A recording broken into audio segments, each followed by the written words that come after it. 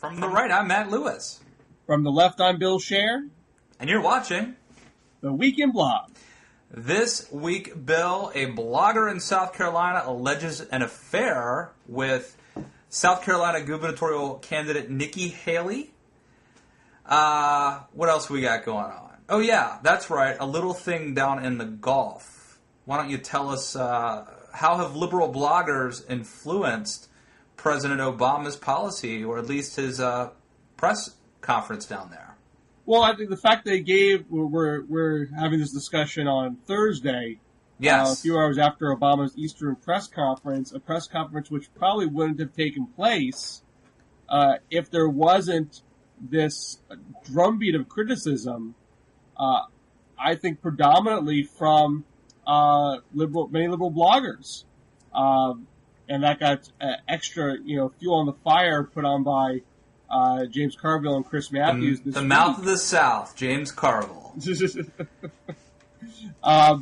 But there was no sense of closing of ranks. There was no let's get this guy's back and put up the notion that this is a difficult situation and they're doing all they can. They're throwing everything at it. There was definitely a posture, I think, of most prominent bloggers to say you have to somehow take control and not let BP be calling all the shots. Peter Dowd, Huffington Post, had a particularly harsh take where he was called America's pathetic response to Gulf catastrophes. Actually, kind of expanding it from just Obama to the American people at large. But he said the administration seems miffed and mystified that's being criticized. After all, it can reel off dozens of swift actions taken in the aftermath of the spill. The White House defenders want the spotlight aimed exclusively at BP, but this is a situation where body language and words are just as important as actions. Scheduling an angry presidential news conference weeks after the oil started gushing into the Gulf waters is exactly the wrong thing to do. Authentic anger isn't something you turn on for the cameras and leak to the press the previous day. And by the way, the whole plug the danged hole. Plug the danged hole. The whole, the plug the danged hole line, Bill. That's the kind of thing that if, and I hate to keep bringing this trope up, but that's the kind of thing that if Bush had said, "Well, just plug the dang hole," everybody would mock him for that. Well, and people were mocking Obama for that. Just like people were mocking McCain's ad saying, "Build the dang fence." Right. That was classic, I must admit. What's hard about this issue, I think, for the president is, and I'm one who's more sympathetic to the president's response on this. Everyone wants him to be tougher, but all you can do to be tougher are symbolic types of rhetorical actions, like saying "plug the dang hole," right? Which gets you mocked for not being tough enough. Well, Bill, we talked about this on my podcast the other day, which everyone should listen to. You were actually, it's out today, in fact.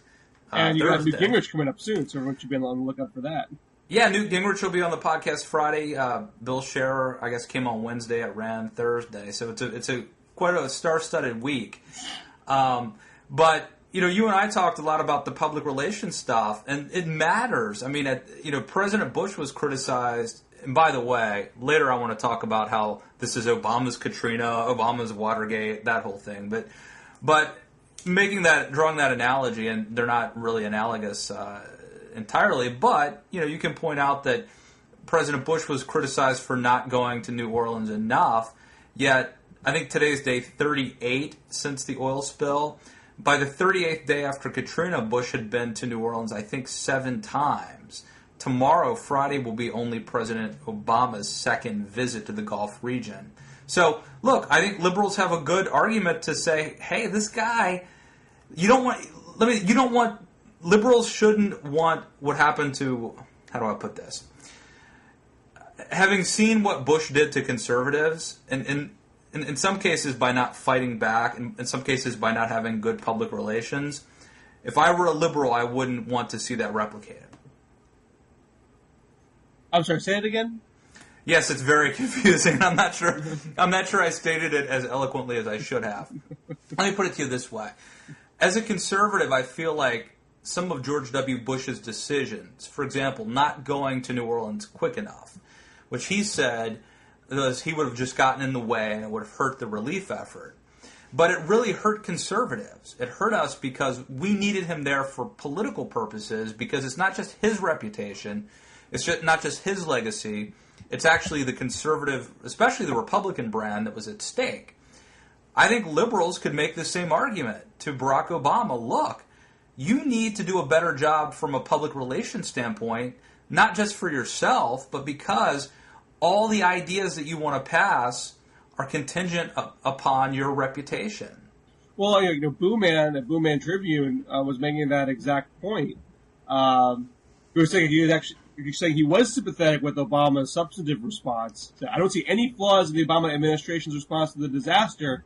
They're doing what they can. However, this is a very difficult thing to handle politically, and the administration could definitely do a better job on that score. It's tough to make sure that people know Obama is engaged on the issue without making him look impotent. After all, he doesn't have a magic solution. He really should have been back into the Gulf region again by now. I know he'll be there Friday, and he should give us more update on the progress, including backup plans and the timeline. I think both Secretary Salazar and Napolitano come off as weak communicators in talking about the spill. I'd like to see less of them and more of the President and National Incident Commander, Coast Guard Admiral Thad Allen. People want to hear from the people in charge, not from secretaries who don't seem to have a firm grasp of the engineering challenge involved. Right. Well, Bill, let me say, some conservatives are actually agreeing with that. All this discussion seems to be about the politics, and right. To the extent people are saying, here's what you can do substantively, you had Brad Johnson and Tim Kenworthy from Center of American Progress on Wonka Room. And Center of American Progress is usually seen as practically an extension of the White House. He's taken a bunch of CAP staffers into his White House. And they had a couple of essays that so it's like their version of definitely AEI. Throwing some elbows. And they were arguing that Obama needed to have more control over the claims processing, the environmental contractors on land and sea, volunteers, assistance, access to the disaster site, and data collection. So those are a bunch of substantive things that could be done. However, and the Wonka Room guys can see this, it's not about plugging the hole, which is the thing that probably most Americans are most upset about. This thing's been gushing for so many days. So no one's got a great answer about that, but it's still opened up the president to a lot of criticism in regards to other aspects of the response, in regards to the political crisis communication aspect of it, to the point where he had to change political course, give this press conference and show some command of the situation, and whether or not he successfully did that, I'll leave that to others to say. I mean, I personally thought he did a good job, but I certainly can't decree that it's going to solve his political problem with this or not. Well, and I don't know if I pronounced this guy's name right, Yuval Levin. Because we had this whole thing with Mark Levin, whose name, Levine, I don't know. This guy, it's Yuval Levin. And he has a piece over at National Review called Obama's Katrina. And he says, look, I think it's actually right to say that the BP oil spill is something like Obama's Katrina, but not in the sense in which most critics seem to mean it. It's like Katrina in that the response to it reveals completely unreasonable expectations of government. The fact is, accidents, not to mention storms, happen. We can work to prepare for them. We can have various preventive rules and measures in place. We can build the capacity for response and recovery in advance. But these things happen, and sometimes they happen on a scale that is just too great to be easily addressed. It's totally unreasonable to expect the government to be able to easily address. So this guy is essentially saying almost what some of the progressive bloggers are saying, that in terms of an actual substantive way, that Obama, you can't blame him for what went wrong. But I do think... what you read there, I feel, is different than what I've heard from Fox News anchors who have used the phrase Obama's Katrina to try to besmirch the president's handling of this and to say that this tragedy is on par with Hurricane Katrina, and that the responses were similarly incompetent. And you saw liberal bloggers take aim at that, saying all these Fox News guys were defending Bush at the time. Now all of a sudden they are tacitly conceding that Bush didn't do a good job without actually saying so, just by using Katrina as an insult. It implies that. Right. But what you just read there, I think, is a more intellectually consistent conservative response. And that is at National Review. But this is a great segue, Bill, because words matter and implications matter and connotations matter. And we had a similar example in the blogosphere and on Twitter this week where ABC's Jake Tapper, somebody tweeted out on behalf of him, somebody named Adrienne DeVogue, who is a correspondent, tweeted out, speaking of Sebelius, HHS Secretary Sebelius, she writes, Sebelius defends Obamacare, comma, files first response to state challenge. Jake Tapper later corrected it, saying, some liberal tweets objecting to use of Obamacare by contributor to my blog. No offense was intended by her, but we will change. Then other people like Ala Pundit, who writes for Hot Air, and Jim Treacher at the Daily Caller started questioning Jake Tapper, and he responded saying, I try all to on be... Twitter. This is all on Twitter, mind you, yes. He says, I try to be respectful to both sides. Some find that term pejorative, meaning Obamacare. He says, end of story, take it up with the White House and the Dems. Ala Pundit responds by tweeting, how can it be pejorative if Obama's proud of the bill? And someone named Anna J. responded by saying, since quote-unquote reform defined indicates improvement, can we object to the term healthcare reform? So, Bill, here we have an interesting thing taking place. We have, an ABC News White House correspondent who frequently now hosts This Week, entering into a flame Twitter conversation with conservative bloggers. He is apparently, and by the way, he and I had a little altercation over this as well. What did you say? I really meant nothing by it. I just tweeted it out that Jake Tapper had banned the word Obamacare, and he took great umbrage to that. Your use of the word banned? Well, here's what happened. Bill. So Hot Air wrote a story, and actually I'll give a guy named Carl. Hot Air has this thing called the Green Room, which is quite cool. It's where it's like a user blog thing where people who aren't front page contributors can blog, and sometimes they're promoted to the front page. So this guy Carl was blogging on the Green Room, and he put up screenshots of all the back and forth, sort of Twitter conversations. And his headline is ABC's Jake Tapper bans Obamacare from his blog. So simply all I did was, look, I'm in a hurry. This isn't the most important story in my life. I just copied and pasted that headline. I actually put a question mark after it, which I thought was polite, and I included a link to the story. And then I tweeted out. Well, Jake Tapper apparently had been beat up over this. I'm guessing that I was just the tip of the iceberg for him. And he responds to me, no, I didn't ban it. And he had some sort of clarification that it's not a ban, it's just being appropriate. Or I don't want to misquote him. You can go back and read his tweet to me if you want to have the specific. So I thought I would be appropriate and tweet out his response to me to my entire following, which I thought was an appropriate and chivalrous thing to do. And then he responded basically saying that, Matt Lewis thinks if he puts a question mark at the end of something, he can say anything. And then he writes, Matt Lewis, I'm paraphrasing, Matt Lewis's brain controlled by field mice, question mark. Which was bizarre, but clearly this got under, I guess the point is clearly this got under his skin. But the real question I have for you, Bill, is Obamacare a pejorative? Should reporters not use it? It's certainly shorter if you're writing a tweet than writing healthcare reform. Although in this case, it was used in a reporter-written blog post on the ABC website. It wasn't Tapper shortening it for Twitter purposes. Well, I think she also tweeted it too, but that's a good point. I mean, it's not like she couldn't have written it out. What's your take, though? It's certainly not formal. it's not what the bill is actually called. So Right. from a journalistic standpoint, that's really not a proper way to go about it. Maybe if you're a New York Post tabloid writer, you do something like that, but it's not what a traditional journalist would do. I think that the term was coined by conservatives as a pejorative, as they did with Hillary Care, and I believe the implication is to suggest that what's being proposed is some form of socialized medicine where a single bureaucrat, an ultimate all-empowering bureaucrat, is determining your care, which is not, I would argue, an accurate description of the bill, so not what any of the bill writers would say it is.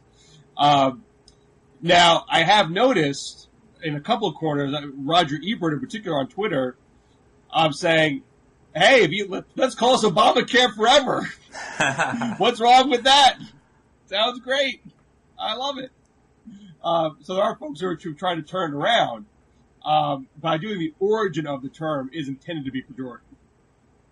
Well, by the way, it is interesting. Conservatives largely like Jake Tapper. He is largely viewed as an honest broker. But this guy, Carl Sturt, he says, for a guy from Salon, Jake Tapper has struck me as someone who has been very conscientious as a White House correspondent for ABC News. He usually is trying to be a watchdog even when his colleagues are content to be lapdogs. That does not make the story coming from his Twitter feed tonight any less odd. I find it interesting for a few reasons. Number one, clearly you're right, Bill. I mean, conservatives mean it as a pejorative. On the other hand, I think Roger Ebert is also right in the sense that there's nothing inherently bad about the name Obamacare. If Obama's proud of it, it's a fine name. It's also interesting that Jake Tapper is one of the kind of big shot reporters who actually does interact with people on Twitter. We mentioned a few weeks ago the story where somebody tweeted out a false story, and he was on Twitter and corrected it immediately. Remember that? They said that, I don't know if it was Diane Wood or Elena Kagan was picked as a Supreme Court nominee. It obviously had not happened at that point. But the other thing that's interesting is that Tapper really, at least regarding me, had a thin skin. He very much took umbrage to my tweeting this story out, and so I didn't push it any. In the past, he's gotten some flack because he is very quick to ban people from his Twitter feed. Yeah. Well, the other thing, Bill, that's funny is he makes a big deal out of the fact that retweeting does not constitute an endorsement of something. And he even has it, if you go to his Twitter feed, like his actual Twitter page, I think that's in it, like his bio. It's in his bio, right. Retweeting does not constitute. And look, he's technically right. But I could say, well, you can just put an RT in front of something and tweet anything out. RT, Jake Tapper sucks. I mean, I don't know. I thought it was a little bit thin-skinned. And my guess is that he was getting beat up, and I've heard from others that other conservatives had been taking him to task. And I guess I guess that was the straw that broke the camel's back. So let's just say he won't be coming on. He will not be the first member of the media to be hypocritical about he won't be coming standards on the podcast across the board anytime soon. And let me say that Chuck Todd has always been nice to me, and respectful, and that's why I'm going to watch MSNBC. Well, the other big blog story that happened this week. In the great state of South Carolina, where a blogger has upended the Republican gubernatorial primary, offering some salacious personal details or speculating thereof. Why don't you tell folks what's going on? That's right, Bill. Well, this is a fascinating story. It first came to my attention Monday morning when Peter Hamby, I think that's right, from CNN, tweeted out a tweet, pretty early in the morning, I don't know, 8 a.m., 9 a.m., that said that the top political blogger in South Carolina is alleging an affair with Nikki Haley. She's running for governor of South Carolina. She had surged in the last couple of weeks. Her polling had gone up dramatically. That's right. Sarah Palin endorsed her. Eric Erickson was actually on hand. He had endorsed her too. So Erickson still endorses people? He does. I was fascinated because he's such a CNN commodity. I wonder if that's a CNN policy that their on-air personalities can endorse folks. Well, I think it's a red state endorsement technically, but okay. Who knows? Who knows what kind of deal? It's a little funny there. It is interesting. I mean, I don't endorse people, but I'm not sure anybody would care if I endorse somebody. Wow, Matt Lewis endorsed us. Alert the press. But it is interesting. And look, we could have a whole conversation about new media and journalism and how things have changed and the ethics and is it good, is it bad, and are things better? Are people more? Is it better that Eric is upfront about his endorsements than secretly rooting for them? The way So be that as it may. So this guy's name is Will Folks, and he is indeed a top blogger in South Carolina. You were familiar with his work before all this? No, I'd actually never heard of him before, but he is indeed. It seems to be a big South Carolina blog that he's on. He is, yeah, he is. He is on a top blog down there, and so he alleged an affair. It's fascinating. I mean, the first day he said, "Look, I'm going to come out and get ahead of this story because the press is about to break it. So I'm going to just confess I had the affair. It was before I was married, and I'm not talking about it anymore." No details. No details, and it sounded plausible. And I think he said this is the last I will talk about this. Right. Well, and then Nikki Haley comes out and categorically denies it. Sarah Palin comes to her defense. Eric Erickson comes to her defense. And then a lot of conservative bloggers, and this is something I find interesting. I'm writing a piece about this for Politics Daily, about how bloggers are under attack, and even bloggers don't stick up for other bloggers. So conservative bloggers started going after this guy very viciously. Ben Domenech at the New Ledger, I think a blogger, Ace of Spades, really mocked him. And Eric Erickson wrote this piece essentially saying that it's a law of nature that hot chicks don't hit on, broke, unattractive bloggers. So people, conservative bloggers really went after this guy. Then yesterday he releases these text emails which don't prove an affair, but they do prove he was talking with the campaign manager of Nikki Haley on how to handle the allegations of an affair if the press brought them up. He claims he has more that he's going to bring out. Now, Red State, again, we're taping this on Thursday, but as we speak, Red State has up a piece that has like the Drudge Report flashing siren light, breaking, we know who did it. Who paid Will Folks? He was alleged offered money, a lot of money. In fact, Red State now confirms through a whole heap of sources that he's been trying to sell this story for a year. By the way, that makes me think maybe it's true.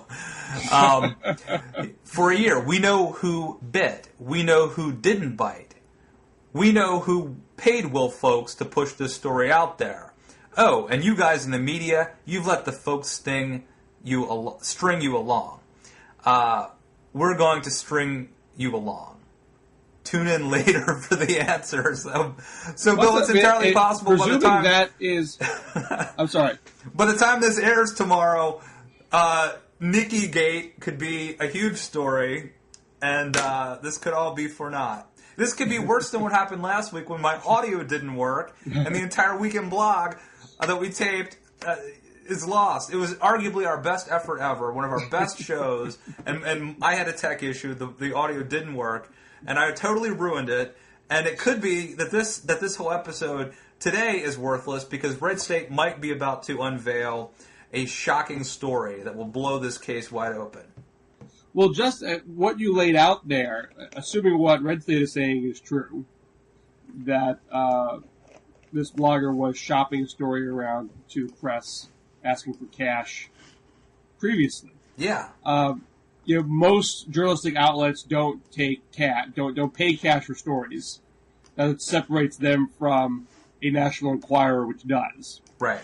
Although it's funny, Bill, because I think like Good Morning America or those sort of shows pay people to come on. I think. I think the signs that's been alleged, they think they tend to deny it. Didn't somebody pay the Balloon Boys family to come on or something?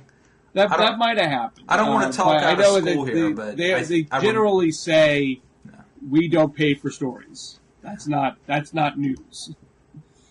So I might have paid for a more info newsy type of show. Yeah, but news is supposed to be news. You don't pay for news. So here you are. So let's say you're trying to shop a story around, get some cash, putting aside the fact whether it's true or not. No one bites. So what do? You write on a blog for nothing. Guess what? Now it's news. Right. And every newspaper is covering it the same way they would before. Of course, they're not paid for it. They haven't violated that standard. But they're not doing much more than just passing along rumor and gossip because they haven't had the ability to actually check out the story for what it is. Which is the fact that it's out there on a blog that has traffic and the gubernatorial candidate is compelled to respond to it. Boom, you got a news story. And it's an example of how blogging can. Not that I think blog is the scourge of all media, but this is a specific example where blogging can drag down typical journalistic standards.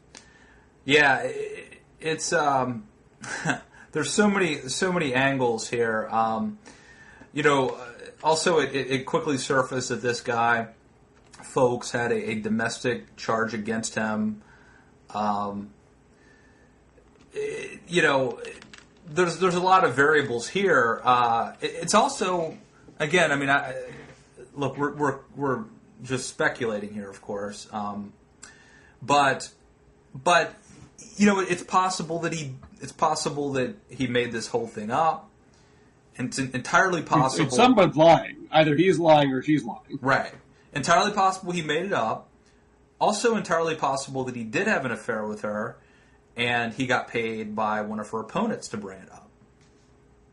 So, I mean, the guy could be telling the truth and still be a scumbag. The guy could be a publicity hound who's lying. He could be insane, or he could be... there's a whole, it's very hard to tell what's going to happen with this. It's also possible, although unlikely, it's possible that he actually was telling the truth, that he brought the story out because it was going to come out anyway, and that he was not planning to speak any more about it, and then people started calling him a liar, and now he has to produce the evidence, the texts.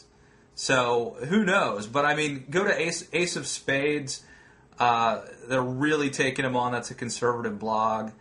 The title, Will Folks is Really Creeping Me the F Out, is the headline of this thing. Is there anyone in the conservative blogosphere that is worried about the allegations? You're questioning Sarah Palin for weighing in here. Why are you picking horses in races you don't know a lot about? Putting your social conservative bona fides on the line for someone who might not be good with the social conservative movement based on their personal behaviors. Is there any of that going on? I haven't seen anybody write about it, but it's a good point, Bill. I mean, first of all, I wrote a piece at Politics Daily this week about how Jim DeMint is endorsing a lot of people and how he may inadvertently be actually causing some harm, endorsing candidates who aren't ready for prime time, inadvertently causing liberal Republicans to win when he intends to help conservatives, because you can't properly vet all of these candidates. It's not like you're, even if you were picking them for vice president, but that aside, it's funny because, Palin and Eric Erickson both had pretty much a full-throated defense of Nikki Haley and just immediately coming to her defense. And it does make me wonder, I mean, look, I think this probably didn't happen. If I were a betting man today, I would say that she probably did not have an affair with this blogger. But what if she did? People, candidates do crazy stuff. I mean, look, there were bloggers. I think Red State immediately came to the defense of Mark Sanford, I believe. Maybe it wasn't red state, but there were certainly conservative bloggers who immediately came to the defense of Sanford, and I remember them making the case, you know what? It's good that he's on the Appalachian Trail. He doesn't think he's the most important person in the world. He knows that government doesn't need him to be... this is complete sophistry. But they were honestly saying that. You know what I was saying, Bill? He should... If you're the governor of a state and people don't know where you are, that is a huge problem. Right. That's cause for removal. Because, if a catastrophe happened and they don't know how to reach you... Right. That is probably impeachable. But this sort of gut reaction to defend our own is very dangerous because your credibility is on the line. To circle back to Obama and the oil spill, I think conservatives in general are better at team play and closing ranks and getting on the defense even when superficially or optics of the situation look terrible. They tend to be good at, keeping their chins up and pushing on. And often it is to the betterment of the party and the movement, to not always be on the defensive. Right. On the liberal side, I think you've seen a greater willingness to take pot shots, when Obama gets into a scrape. Yeah. It's probably good for the independence of the liberal blogosphere that they don't feel they are independent of the White House. They can say what they want to say, but arguably it's not as helpful to party messaging, White House messaging, and that arguably could hurt the overall progressive agenda, although obviously you could argue that the White House agenda is not progressive enough and therefore I got nothing to worry about here. But those are the kinds of strategic choices that, any blogger that wants to be, deeply in the mix here and have an impact on the discourse and on policy. Those are the questions that, most bloggers are going to ask themselves. And I do think conservatives take, generally speaking, a different tack on this than liberal bloggers do. Hey, let me circle back here, Bill, because this thing is moving parts as we tape this.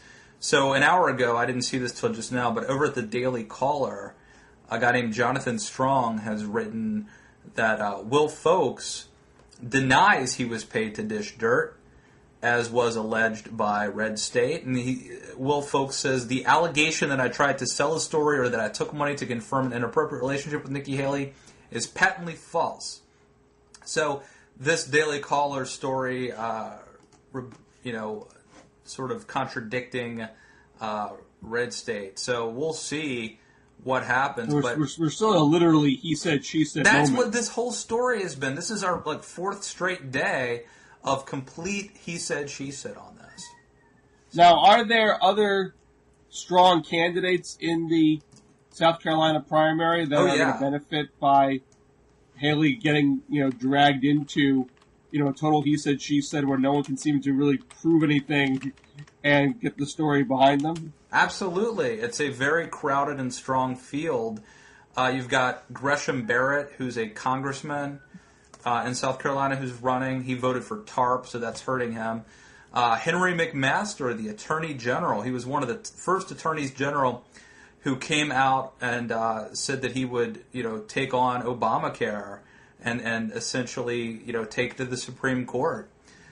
He was a leader in that charge. So there are I think 5 candidates running, and as I mentioned, Barrett and McMaster would be two of the top. I mean, we got the sitting attorney general and a congressman running for this thing. And South Carolina is the home of Lee Atwater. South Carolina politics is rough and tumble. It is vicious, and they play hardball. So there is nothing that would surprise me. It would not surprise me if somebody paid this guy off. I'm not saying they did, but it wouldn't surprise me. Nothing that happened in this race. If you this probably makes presidential politics look like beanball. I mean, South Carolina politics is tough. It is very vicious and very tough. So if you were to rank the states, South Carolina, Louisiana, Chicago, New York. Who's the nastiest? I don't know, man. I don't know. South Carolina. It's funny how these operatives come from some of these states, too. I mean, Lee Atwater was from South Carolina. I think Carville and Mary Madeline were both from Louisiana, I think. Some of those states, they know how to do it right. But South Carolina is very tough. I know several people on the different campaigns down there. And I think any of them would be capable of something of this magnitude. So I don't know who's telling the truth here. I don't know who's running Nikki Haley's campaign either, but it is hardball. It's a fascinating story. It's about bloggers because you have bloggers attacking another blogger. You have the whole ethics thing, allegations that he was paid. There have been allegations that his website has been paid to write stories. So, there's a lot of ethical issues at play here. Fascinating stuff. All right. Do we have anything else to talk about this week, Matt? I think we're good. Just again, my apologies for the technical screw up last week that we couldn't get the weekend blog up. I also want to remind everyone that I was on the Liberal Oasis podcast this week. You were on the Matt Lewis Show podcast this week. Newt Gingrich will be on tomorrow, Friday. You can check us out. I should also mention June 7th, 8th, 9th, America's Future Now, the biggest progressive conference of the year. My group, Campaign for America's Future, puts it on every year. It's going to be in D.C. at the Omni Sherm Hotel. I hope, Matt, you can come. Yeah, tell us who are the big names. Some Arianna Huffington's going to be there. Howard Dean's going to be Speaker there. Pelosi, Congressman Grayson, Van Jones, Howard Dean, Simon Johnson recently confirmed from author of 13 Bankers, the leading voice for financial reform. Blogger-wise, Marcos, Digby, John Amato from Crooks and Liars. So it's a star-studded show. So I know, Matt, you like a good party, you like a good show. I know you're going to want to be there. I'm going to wear a fake mustache and, a hat or something and show up. Crash that party. Sounds good, man. Well, thank you for tolerating my mistake last week. Good to see you again. And check this show out on Twitter at The Weekend Blog, on Facebook.com/The Weekend Blog. And you can listen to it on iTunes. Just search for Blogging Heads and you'll find us there. And we will see you next week on The Week in Blog. Thanks.